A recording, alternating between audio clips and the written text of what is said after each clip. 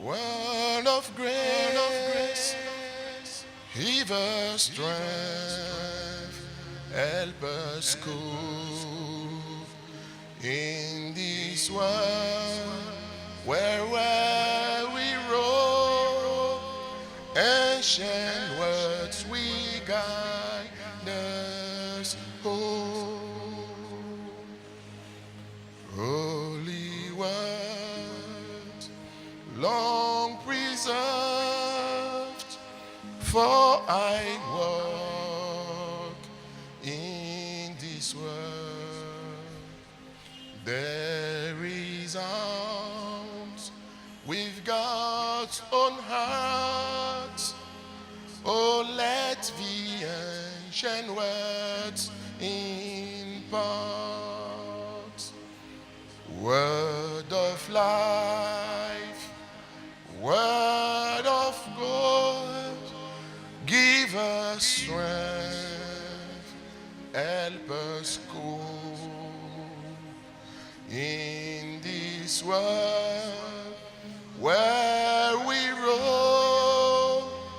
Ancient words we guide us. Oh, word of life, word of grace, give us strength, help us go in this world where we roam. Ancient word we guide us. Oh, word of life, word of hope, give us strength, help us go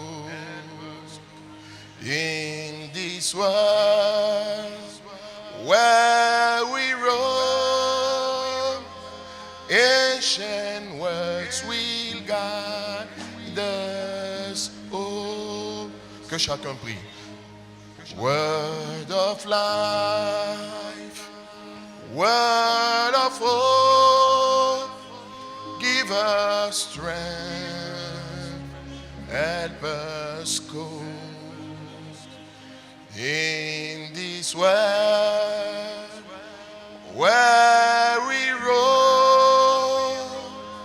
Ancient words will guide us. Oh, word of life, word of hope, give us strength, help us go in this world where we roam. Ancient words will guide us. Oh, word of life, word of hope, give me strength, help us go in this world where we roam. Ancient words will guide us. Oh, for the last time. Word of life, word of hope, give us strength, help us go in this world where we roam. Ancient words will guide us.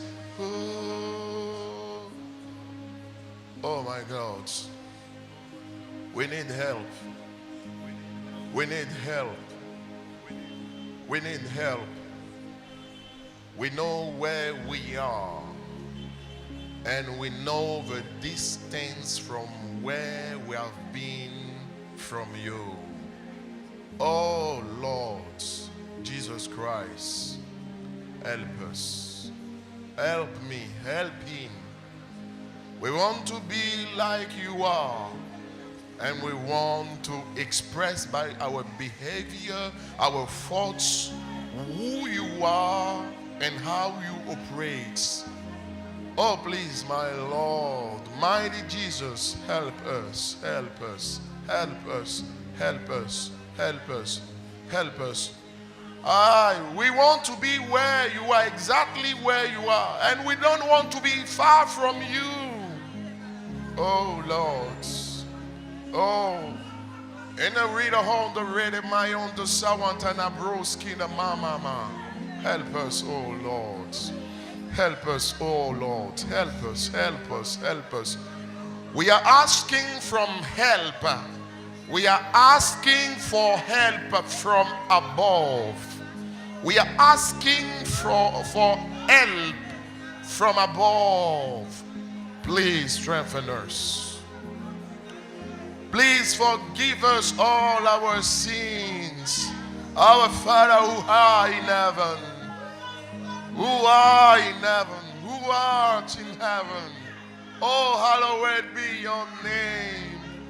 And as your word say, we want to be holy. Let holiness, oh my Lord, characterize whatever we do. Let help come from above. Oh, Motabedobosa. Word of life, word of hope, give us strength, help us go in this world, weary road, ancient words will guide us home. Ancient words, ever true, changing me, changing you. We have come with open heart. Oh, let the ancient word impart. Ancient words, ever true, changing me, changing you. We have come with open heart.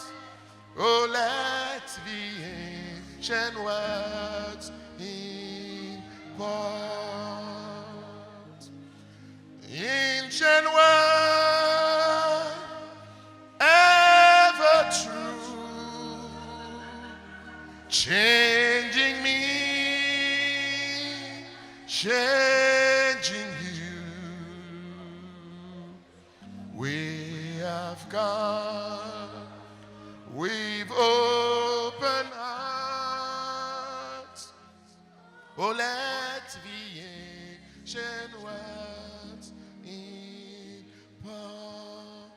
One more time. Ancient words, ever true, changing me, changing you. We have come with open hearts. Oh, let the ancient words impart. I want everybody to say, word of life, word of hope, give us strength, help us go. In this world, wherever we roam, ancient words will guide us home. Lebrosa debrosa. Word of life, word of hope, give us strength, help us cope in this world weary road. Ancient word will guide us. Oh, ancient words. Ancient words, ever true, changing me, changing you. We have come with open hearts. Oh, let's be ancient words in power. One and last more time. Ancient words, ever true, changing me, changing you. We have come with open hearts. Oh, let's be ancient words in part. La première clé pour permettre aux prophéties qui sont données sur nos vies. Oh, vous savez combien importantes sont ces prophéties? C'est l'amour. Mais aimer à la manière de Dieu. Vous savez, la plupart du temps, l'amour que moi, il m'est donné de voir dans la bouche de ceux qui aiment dit d'aimer, n'est-ce pas? C'est l'amour pour ses frères, c'est l'amour pour ses amis, l'amour pour ses proches, l'amour pour ses parents. C'est formidable, c'est super. Mais ce n'est qu'une seule dimension de l'amour que nous pouvons mentionner, ou sinon que nous pouvons manifester. La Bible dit qu'il nous faut achever notre sanctification. Ça veut dire que, en réalité, lorsque l'amour n'est pas dans le cœur d'une personne, cela est symptomatique d'une maladie de l'âme. Ça veut dire que vous avez affaire à quelqu'un qui est malade, on va dire, au niveau de l'âme, n'est-ce pas? Et la plupart du temps, je peux vous garantir, cela est lié au mauvais trésor qui se trouve dans le cœur de la personne. La Bible dit que l'homme bon tire de bonnes choses du bon trésor de son cœur, mais l'homme mauvais tire de mauvaises choses du mauvais trésor de son cœur. Ça veut tout simplement dire que le comportement que vous voyez les gens manifester, dans quelle que soit la nature de ce comportement, trouve son explication dans les mauvais trésors qui sont dans leur cœur. C'est quoi un trésor? Un trésor, c'est quelque chose que l'on garde secret. La Bible dit que le royaume des cieux est semblable à un homme qui a trouvé un trésor dans un champ, n'est-ce pas? Qu'est-ce qu'il fait? Il ne va pas prévenir tout le monde. La Bible dit qu'il s'en va, il prend de quoi acheter ce champ-là, parce qu'une fois qu'il a le champ, il aura le trésor, parce que le trésor se trouve dans le champ. Ça veut dire que le trésor, ce n'est pas quelque chose qu'on expose, ce n'est pas quelque chose, à la limite, dont on a envie de parler, n'est-ce pas? Mais moi, il m'a été donné de constater que tout ce que vous voyez quelqu'un manifester, le type de comportement, la haine ou le mépris qu'un individu peut avoir pour les autres, tire son origine dans les trésors, les mauvais trésors qui sont dans son cœur. Vous remarquerez que si, par exemple, quelqu'un a beaucoup aimé, beaucoup aidé les gens qu'il a vus, qu'on ne lui a pas rendu les choses comme il se doit, ou que ce soit directement lui ou l'un de ses parents, il a tendance à ne plus vouloir être, par exemple, hospitalier, il a tendance à ne plus vouloir être libéral, il a tendance à ne plus vouloir être serviable vis-à-vis des autres. C'est pourquoi il faut nécessairement guérir l'âme.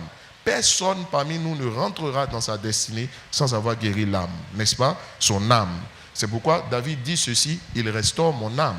Mais on ne restaure pas ce qui n'est pas en mauvais état. Ça veut dire que David disait par ricochet qu'il arrive des moments où notre âme prend un coup. Et donc, retenez simplement pour l'heure que l'absence d'amour dans le cœur d'une personne, dans toutes ses dimensions, c'est-à-dire au-delà de l'amour pour ses proches, l'amour pour les inconnus, qui se traduit par, n'est-ce pas, on va dire de l'égard ou de l'attention que l'on manifeste vis-à-vis des inconnus ou des étrangers, n'est-ce pas, que l'on traite comme des amis. Parce que la Bible nous a enseigné, en Luc chapitre 10, du verset 30 au verset 36, que le prochain, plésion en grec, c'est un ami. Autrement dit, c'est un inconnu que l'on traite avec les mêmes égards et les mêmes considérations qu'on aurait traité un ami. Aimer comme Dieu, c'est aussi aimer nos ennemis. Aimer nos ennemis, n'est-ce pas?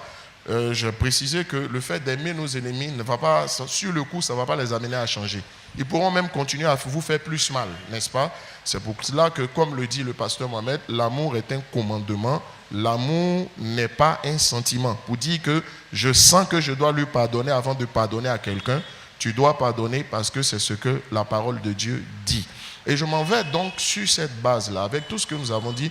Nous sommes en train de dire une chose. C'est bien de dire, de traiter l'inconnu comme un ami. Mais vous savez que ce n'est pas facile. Parce que vous savez que l'ami, l'inconnu n'est pas votre ami. On vous dit, traitez-le comme votre ami, mais il n'est pas votre ami. Donc ça veut dire que ça ne se fera pas naturellement.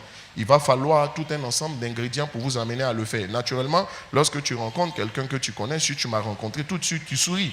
Mais si tu rencontres quelqu'un que tu ne connais pas qui te salue, la première réaction, tu as envie de te tourner pour savoir c'est qui te salue et pourquoi il te salue, n'est-ce pas? Voilà, parce que tu sais qui n'est pas. Parce que quand on dit comme, fait comme, ça veut dire ce n'est pas, c'est comme, mais ce n'est pas la chose. Alors, pour pouvoir aussi aimer ses ennemis, il y a des vérités à savoir. Une vérité n'est pas une réalité. Une vérité est vérité parce que c'est la réalité. La réalité de Dieu, ça s'appelle une vérité. La réalité des hommes, ça s'appelle la réalité.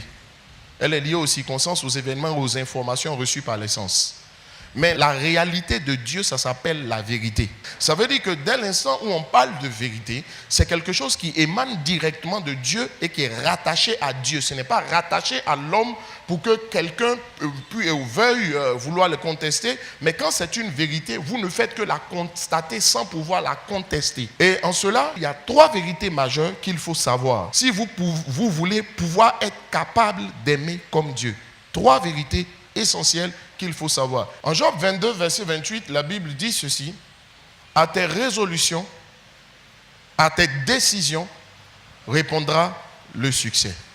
Et sur ton sentier brillera la lumière. La lumière dont on parle ici, c'est le Saint-Esprit. Pour dire que le Saint-Esprit, sur la base de Job chapitre 22, verset 28, ne peut pas et ne va pas. Pas parce qu'il n'en a pas la capacité, mais il ne va pas parce que tu ne respectes pas le principe. Il ne va pas t'aider si tu ne prends pas de décision. Le Saint-Esprit a été mandaté par le Père en tant que paraklétos dans ces 6 définitions pour nous aider. Mais il ne manifestera pas, il ne jouera pas ces 6 rôles, n'est-ce pas, associés à la terminologie paraklétos tant que tu ne prends pas de décision dans ta vie. Et c'est le problème que nous avons tous. Ce passage donc de Job chapitre 22 verset 28 nous dit également qu'on n'aboutit à aucun résultat dans sa vie sans décision.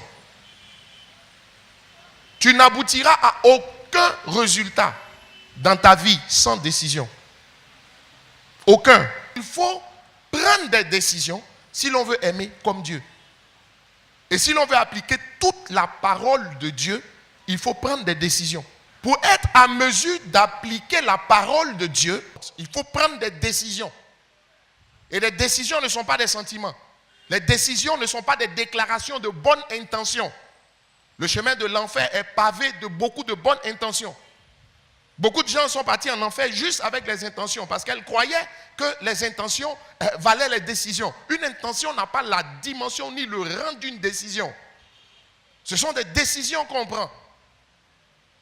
Et ce sont des décisions que le Seigneur attend de toi. Tu sais quoi? Tu n'arrêteras pas de commettre l'impudicité parce que tu souhaites arrêter. Tu arrêteras de commettre l'impudicité quand tu prendras la décision d'arrêter. L'intention ne vaut pas, n'a pas la dimension de la décision. Mais les gens veulent changer, mais sans prendre de décision. Les gens veulent que le Saint-Esprit les aide, mais sans prendre de décision. Mais vous remarquez une chose, c'est que chaque fois qu'on prend une décision, c'est qu'on a des bonnes raisons de les prendre. Tant qu'on n'a pas de bonnes raisons de prendre des décisions, on ne les prend pas parce que les décisions sont fondées sur des raisons, n'est-ce pas, profondes, sur des raisons éprouvées. Donc, tant que je n'ai pas de raison profonde et convaincante de mon point de vue, de prendre une décision donnée dans un sens donné, je ne la prendrai pas. C'est l'une des raisons pour laquelle aussi beaucoup ne prennent pas les décisions qu'il faut. On dit, aime ton ennemi. Il dit, Seigneur, fais que j'aime mes ennemis. Je dis, mais tu parles de quoi? What are you talking about? On décide d'abord. Et pour pouvoir le décider, il faut savoir pourquoi tu dois le décider. Quelles sont les raisons donc profondes et fondées? Quelles sont les vérités bibliques sur lesquelles il faut s'appuyer pour comprendre qu'on n'a pas d'autre choix que d'aimer? Premièrement, la Bible dit que la loi, quand on dit la loi ici, il faut comprendre le commandement de Dieu. Les commandements ou les principes de Dieu. La Bible dit que la loi est spirituelle. Quand on dit que la loi est spirituelle, quelle est sa signification profonde? Qu'est-ce que ça veut dire?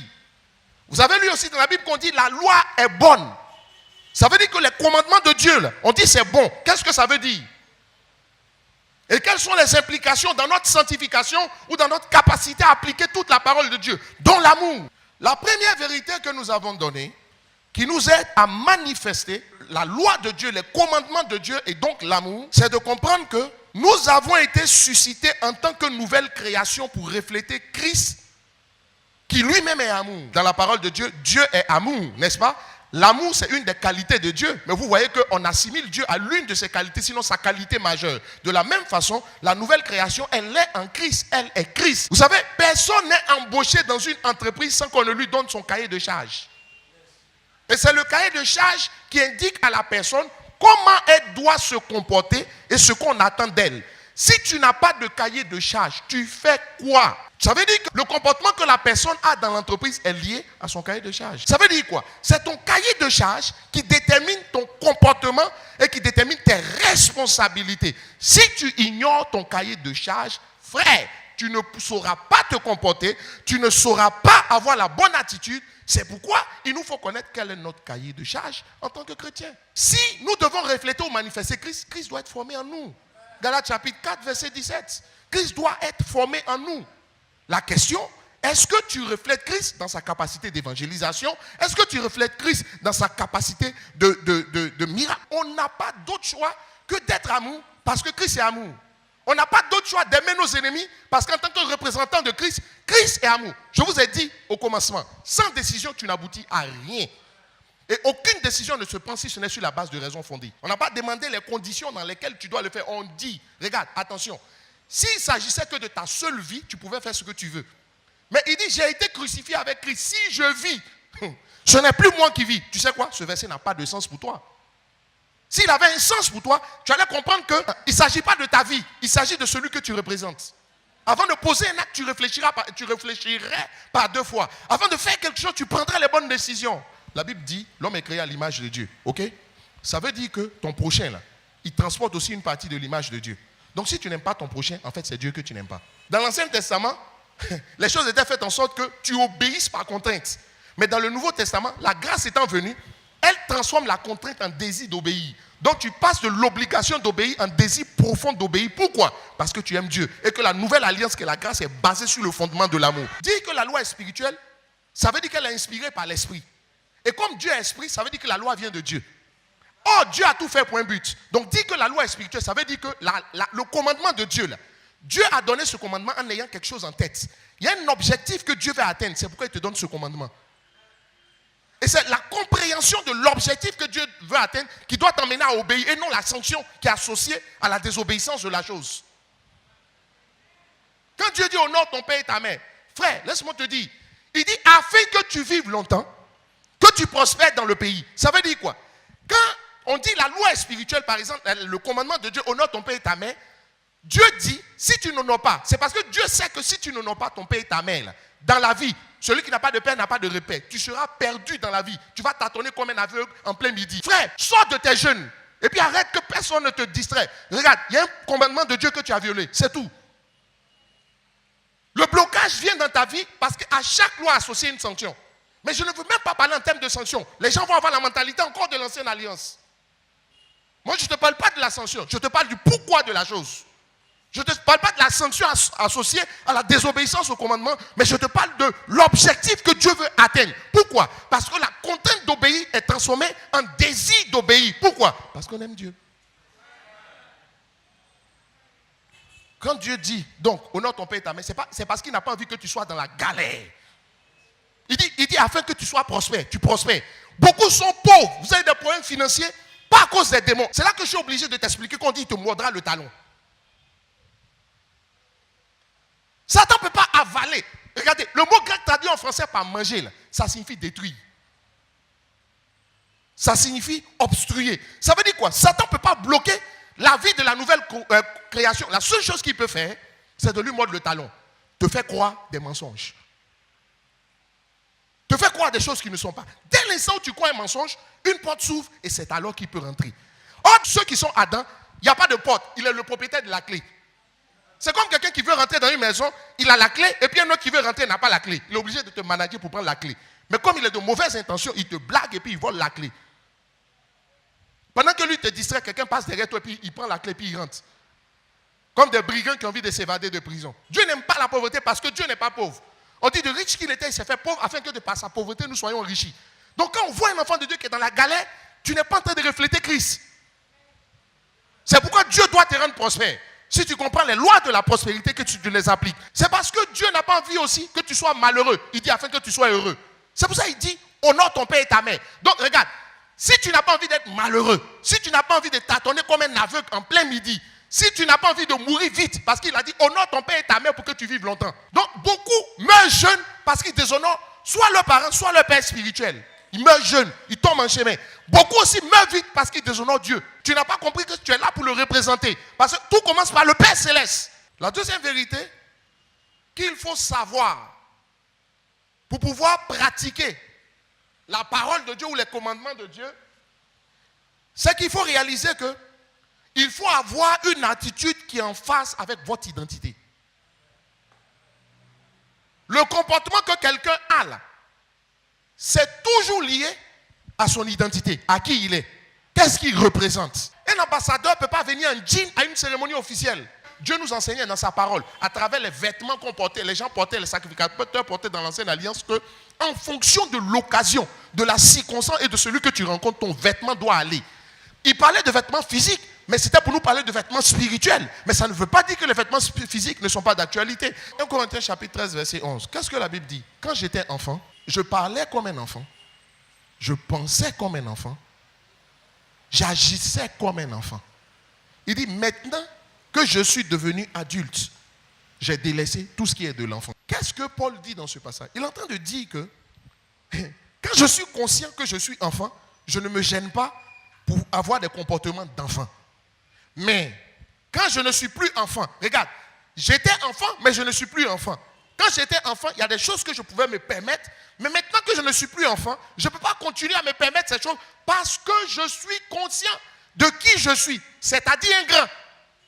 L'identité, c'est ce que je suis. Donc, autrement dit, la conscience que quelqu'un a de son identité l'amène à voir le comportement qu'il faut. Deuxième passage, Éphésiens chapitre 5, verset 8. Il dit, autrefois vous étiez ténèbres, mais maintenant vous êtes devenus lumière. Marchez comme des enfants de lumière. Autrement dit, tant que vous étiez ténèbres, vous pouviez vous permettre de marcher comme des enfants de ténèbres. Il n'y avait pas de problème.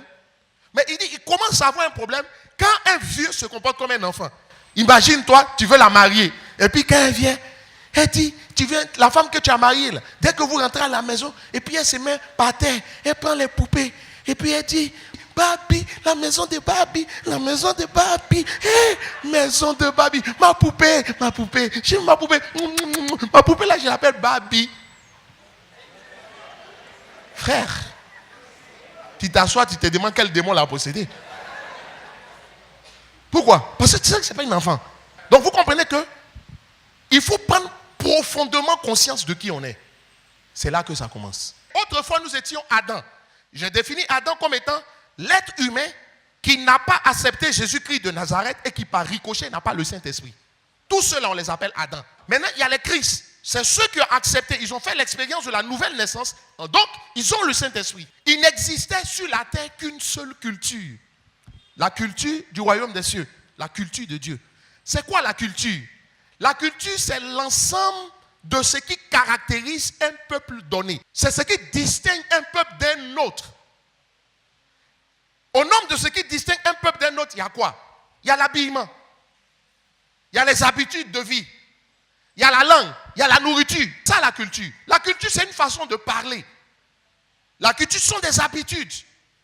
La culture, c'est une mentalité.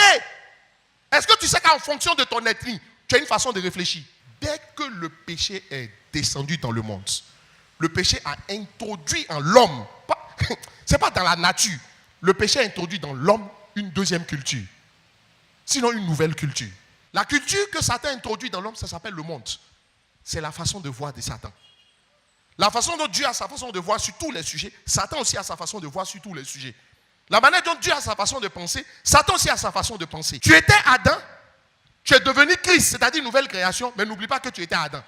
Donc quand tu rentres dans la chrétienté, tu sais la culture qui est en toi, ce n'est pas la culture du royaume des cieux. C'est la culture du monde. En Matthieu chapitre 3, verset 2. En Matthieu chapitre 4, verset 17. Jean-Baptiste va dire, répentez-vous car le royaume des cieux est proche. En Matthieu chapitre 4, verset 17. Jésus aussi va dire, répentez-vous car le royaume des cieux est proche. Il va dire aux disciples, quand vous partez, dites aux gens, répentez-vous car le royaume des cieux est proche. Attendez. Le mot repentir veut dire métanoïa, changement de mentalité.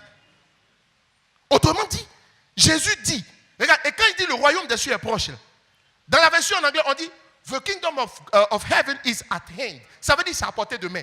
Quand on dit quelque chose à portée de main, ça veut dire c'est là. Tel instant où quelqu'un se convertit, la première des choses qu'il doit comprendre, il faut qu'il change sa manière de penser. Pourquoi? Parce que la culture de ce royaume-là, c'est différent de la culture de là d'où il vient. Ce n'est pas le monde, c'est le royaume. C'est pourquoi il va dire, soyez transformés par le renouvellement de l'intelligence afin que vous discerniez quelle est la volonté de Dieu. Ça veut dire quoi? La finalité du renouvellement de l'intelligence, c'est de nous emmener à marcher dans la volonté de Dieu. Écoute-moi, l'action est précédée par la pensée.